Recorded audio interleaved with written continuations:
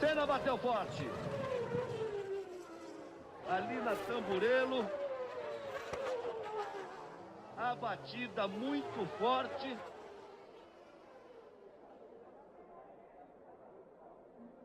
Hoy en este canal de YouTube vamos a tener un video especial para recordar a uno de los más grandes de la historia, Ayrton Senna. De Brasil, él se cumplieron 30 años de su fallecimiento.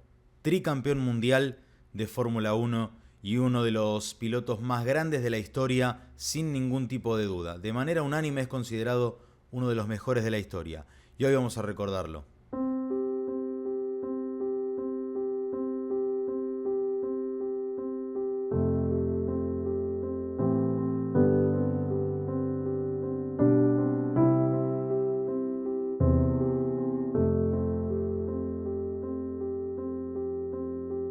Comenzó corriendo como el 99% de los pilotos, digamos, en karting, con un karting que le había preparado su padre, quien de todas maneras no imaginaba que Ayrton podía llegar a ser un piloto profesional. Lo construyó su propio padre cuando Ayrton tenía 4 años, usando elementos de una cortadora de pasto. Sus inicios en el karting datan de 1973, cuando se consagró campeón paulista. Posteriormente empezó a escalar con campeonatos sudamericanos, inclusive ganando también en Uruguay, y luego dando el salto al continente europeo.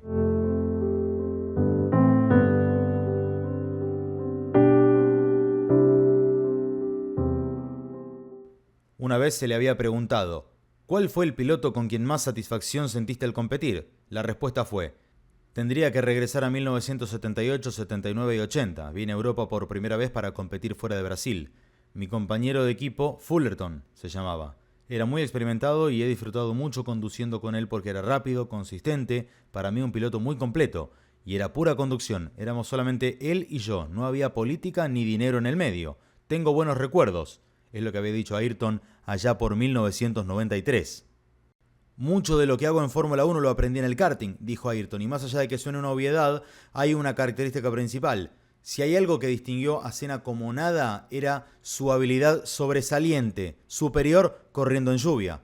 Y ahí es donde él siempre que podía entrenar en lluvia lo hacía. Y desde chico empezó a adquirir una especialidad en esa condición climática. This is Market's turn.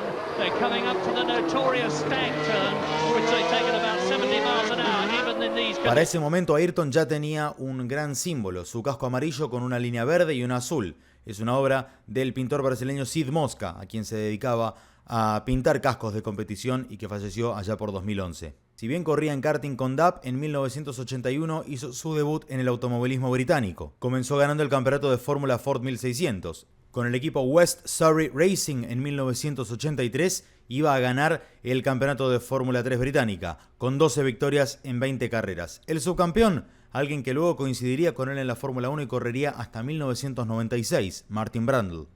En 1984 haría su debut en Fórmula 1 finalmente, y no podía ser de otra manera, en el Gran Premio de Brasil, que en esa época se corría en el desaparecido circuito de Jacarepaguá, en Río de Janeiro, una pista que fue demolida cuando llegaron los Juegos Olímpicos de Río 2016.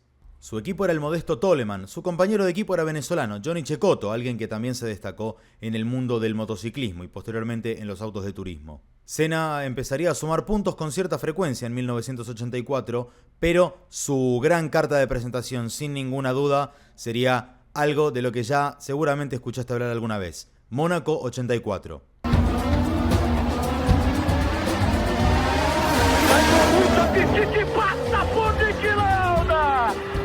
Assume a segunda posição Ayrton Senna, do ponto mais perigoso do circuito.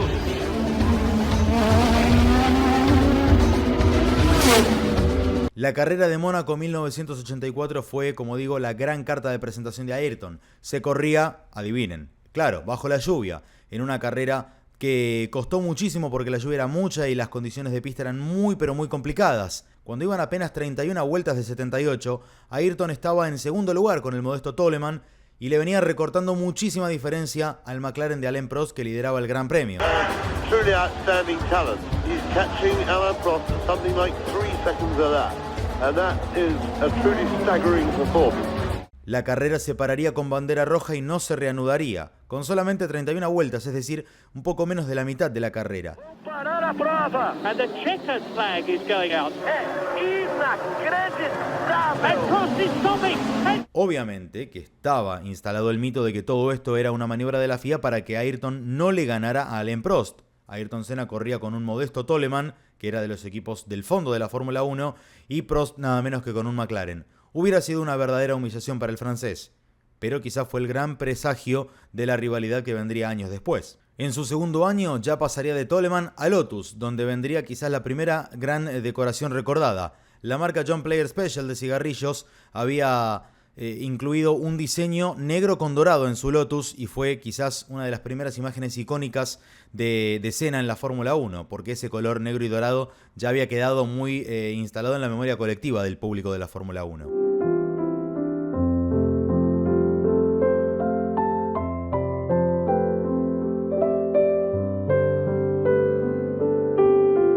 En la segunda carrera del año, el 21 de abril de 1985 en Estoril, el Gran Premio de Portugal, Ayrton ganaría por primera vez en la Fórmula 1. Can see that this usually totally unflappable, imperturbable Brazilian is for once absolutely. Ese año Ayrton obtendría algunos podios y volvería a ganar en Spa-Francorchamps, en esa temporada 85 que lo vería con sus primeros 2 triunfos en la Fórmula 1. En 1986 ganaría otra vez 2 veces, en España y en Detroit. En 1987 ya la decoración de Lotus cambiaba de negro a amarillo. Salía John Player Special, entraba Camel. Y ahí volvería a ganar en Detroit, pero antes se daba el gusto de ganar por primera vez el Gran Premio de Mónaco.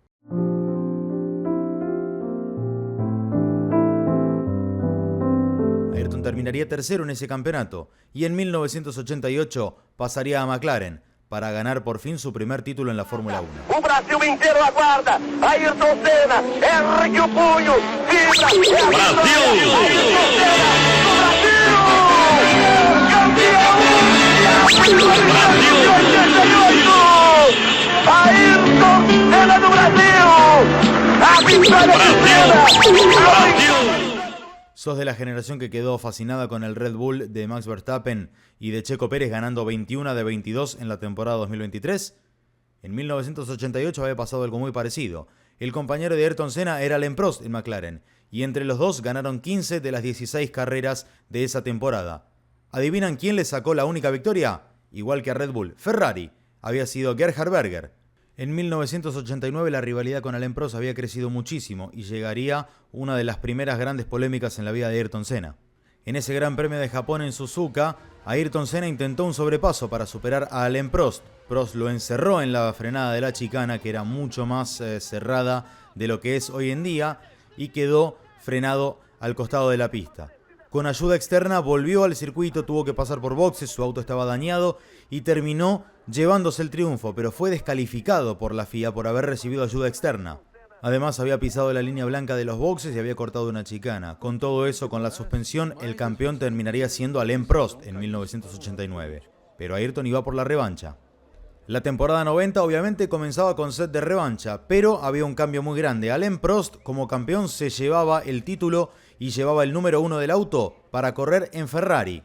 En 1990 el compañero de Ayrton Senna sería Gerhard Berger en el equipo McLaren. En esa temporada 90 la cosa se podía definir otra vez en Suzuka. Ayrton desde luego tenía la sangre en el ojo de lo que había pasado en el año 89. En la largada fue por dentro con su McLaren, rozó al auto de Alain Prost y, dicho en criollo, Ayrton lo encerró a Prost y lo tiró a la fuera de la pista, perdón, mala mía, perdón, disculpen. No, todo bien, no, por favor. No, sí, más vale, sí. Con los dos autos fuera de carrera, el título estaba matemáticamente definido a favor de Senna, así que ya no había más cuentas que hacer ni nada, y nada le iba a sacar a Ayrton el título de 1990.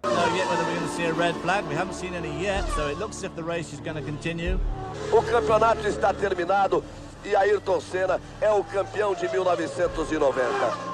En 1991 habría una temporada un poco más tranquila para Ayrton, que ganaría el título con más holgura. En la última fecha del año se produjo una perlita, la carrera más corta en la historia de la Fórmula 1, por muchos años. 14 vueltas se habían llegado a correr en el Gran Premio de Australia en Adelaida, bajo una lluvia absolutamente imposible para enfrentar en la pista. En esa temporada 91 el rival de Senna por el título no sería Prost, sino que sería un hombre de Williams, el inglés Nigel Mansell. En 1992 empezaría la época dorada de Renault como proveedor de motores en la Fórmula 1, cosechando muchos títulos con el equipo Williams. También en el 95 con Michael Schumacher en Benetton. Pero la gran estrella de esa década era el motor Renault, sobre todo destacándose en 1992, donde Mansell sería letal. McLaren estaba en una especie de curva descendiente con el rendimiento y ya no era el auto tan contundente que había sido algunos años atrás.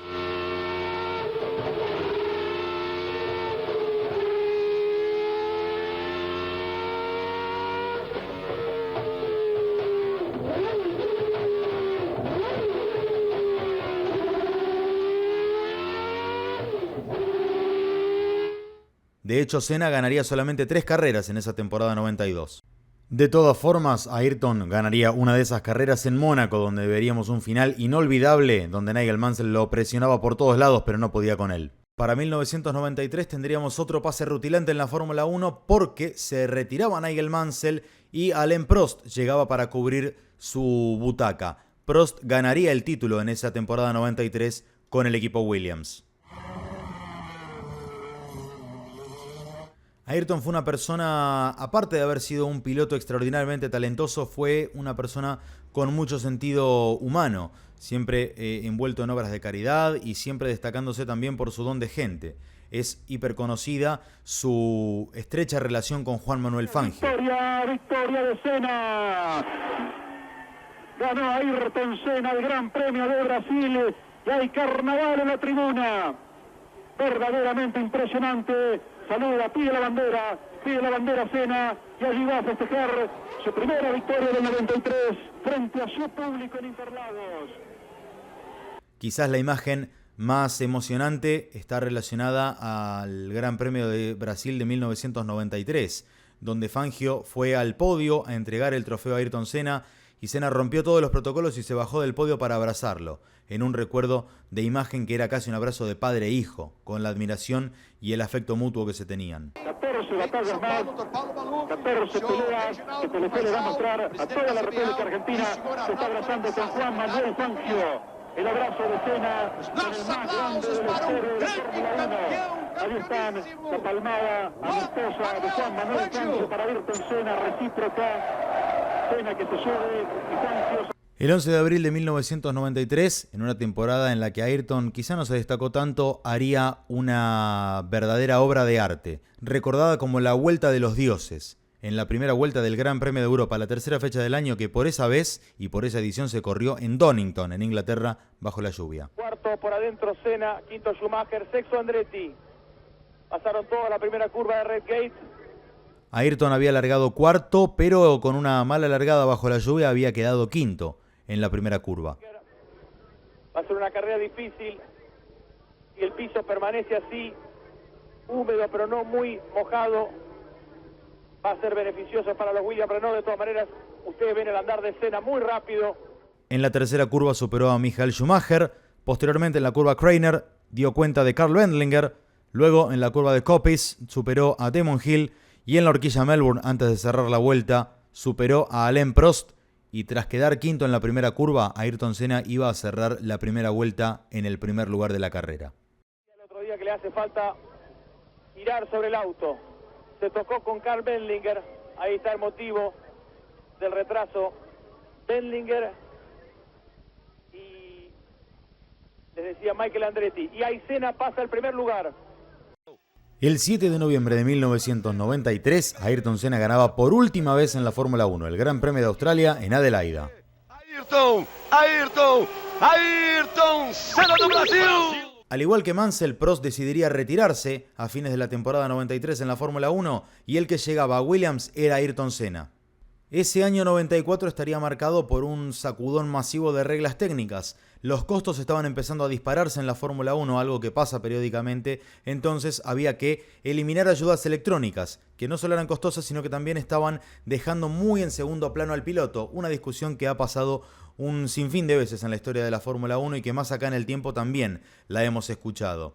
Dispositivos como la suspensión activa, el control de tracción y el control de largada, entre otros, habían sido eliminados para 1994. En ese año, además, se volvía a cargar combustible en los autos de Fórmula 1 durante las carreras en las paradas en boxes, algo que se había eliminado para 1983. Era un combo de medidas ante el cual varios pilotos habían anticipado, incluido Ayrton Senna, que podía ser una temporada de muchos accidentes. Y lamentablemente, así lo había sido en las primeras fechas del año. Ayrton había abandonado en los grandes premios de Brasil y del Pacífico, los dos que habían abierto la temporada, y llegaba a Imola.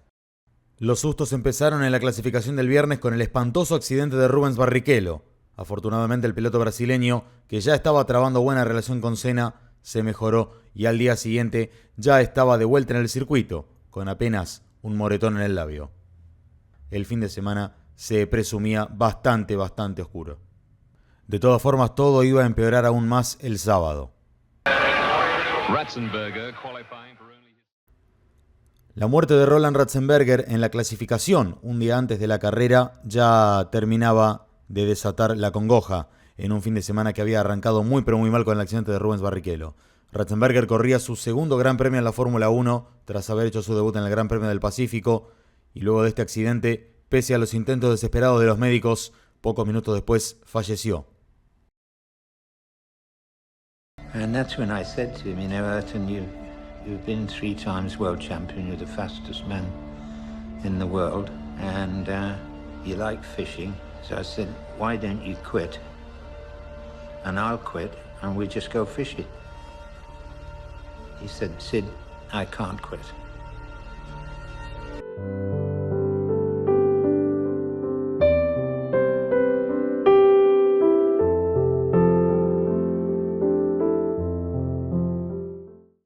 Allí ya Ayrton Senna sabía que estaba ante un fin de semana extremadamente difícil y que lamentablemente iba a ser el último en la Fórmula 1.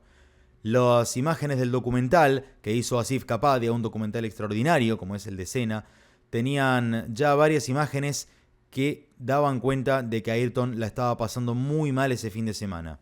La carrera había comenzado con un accidente bestial en la largada, se había quedado parado J.J. Leto, piloto que estaba corriendo junto a Michael Schumacher en Benetton en ese momento, y fue embestido por el Lotus de Pedro Lamy. Los destrozos llegaron a la tribuna y lamentablemente habían lastimado gente.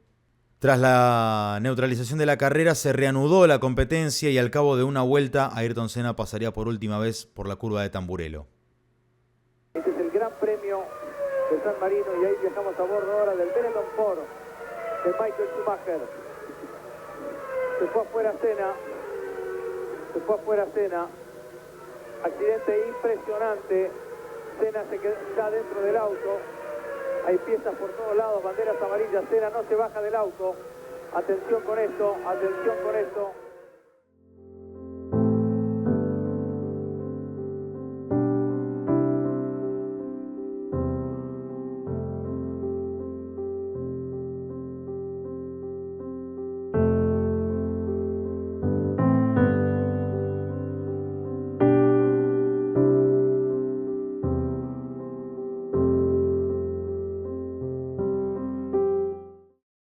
Este video se produce horas después del aniversario número 30 del accidente de Ayrton Senna. Un día después del aniversario número 30, el 2 de mayo, en la Embajada de Brasil en Buenos Aires, en Argentina, fue que se desarrolló un evento muy emotivo, un homenaje a la memoria de Ayrton Senna, donde algunos funcionarios y personalidades pudieron dar su testimonio para este video. Me acuerdo, yo tenía 12 años y ya teníamos ese hábito de despertar domingo por las mañanas en Brasil para ver las carreras. Y me acuerdo, bueno, que pasó ese accidente y todos como nos pusimos incrédulos. Y me acuerdo mucho que en el mismo día había un partido de fútbol en la ciudad, yo soy de Belo Horizonte, entonces fuimos al partido del clásico de Atlético Mineiro y Cruzeiro, el estadio llenísimo y todos los hinchas cantando Olé Senna, Viva Senna, y eso fue muy emocionante. Un ejemplo que pocas veces se ve en el fútbol, muchas veces es el automovilismo, el que se muestra como un deporte que le enseña al fútbol, y ese día fue casi al revés. Sí, total, y creo que un poco eso, porque Senna, y así como Fangio, tenían eso de que, además de grandes campeones, eran generosos, eran amables, eran humildes. Entonces creo que eso también no ayudó a crear ese gran ídolo que es Ayrton Senna. Acá en Argentina a veces decimos que Senna fue como Messi, pero sin tener anti-Messi. En Brasil fue algo así porque parecía un ídolo que... A ver, en Argentina tenemos a Messi y a Maradona, que son ídolos que también tienen sus detractores, como se le dice. Senna no tenía eso en Brasil, ¿o sí? Yo creo que Senna es una unanimidad. Sí. Papá lo admiraba muchísimo a Ayrton y justamente hoy me llegó un video donde papá habla de Ayrton y cuenta sobre el final, cuenta que para él tanto como Juan Manuel Fangio y Jim Clark eran esos pilotos especiales con algo especial como mandado por Dios. Bueno, recién lo hablaban, ellos corrieron creo en Nürburgring con unos Mercedes, que hay una réplica afuera, unos 190, y compartieron por lo menos un podio, no corrieron en Fórmula 1 juntos, pero compartieron un podio en Nürburgring. Hello, my name is Carlos Reutemann, and I think the new track is adapted for the new modern Formula One. Thank you. Hello, my name is Ayrton Senna. I am from Brazil.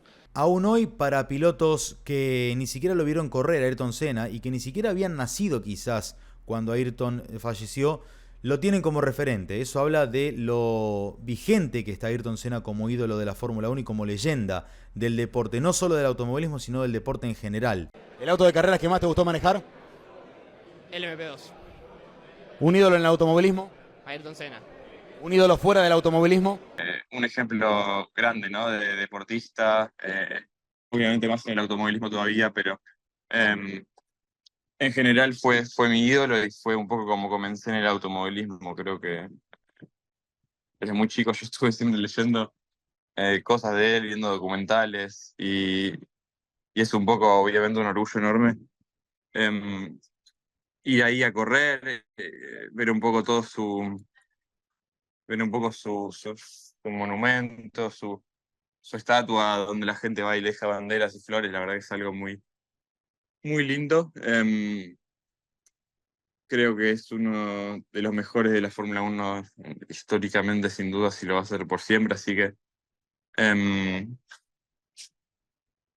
nada, es un lugar histórico, ¿no? Para cualquier piloto correr en Imola y obviamente pasar por esa curva donde pues accidentes es algo que te da esa piel de gallina, ¿no?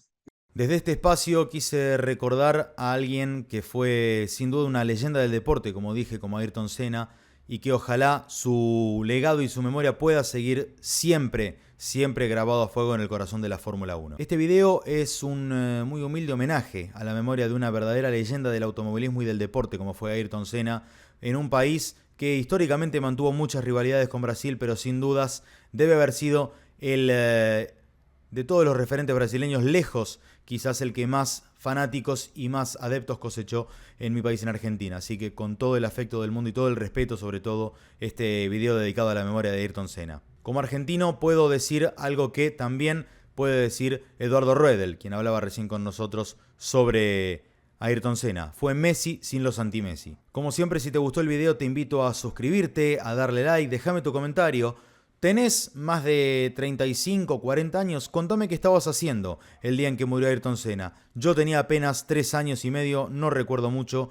Mi papá siempre me contaba que él estaba ese 1 de mayo, igualmente estaba yendo a trabajar en la organización de un evento en una localidad afuera de la ciudad donde vivimos, en Buenos Aires, y me contaba que la carrera en ese momento salía en diferido por televisión, no salían en vivo aquí en mi país, en Argentina, y que se enteró de la noticia por radio, con algún periodista que estaba observando con acceso a señales de televisión de otras partes del mundo la noticia en vivo de que Ayrton nos estaba dejando.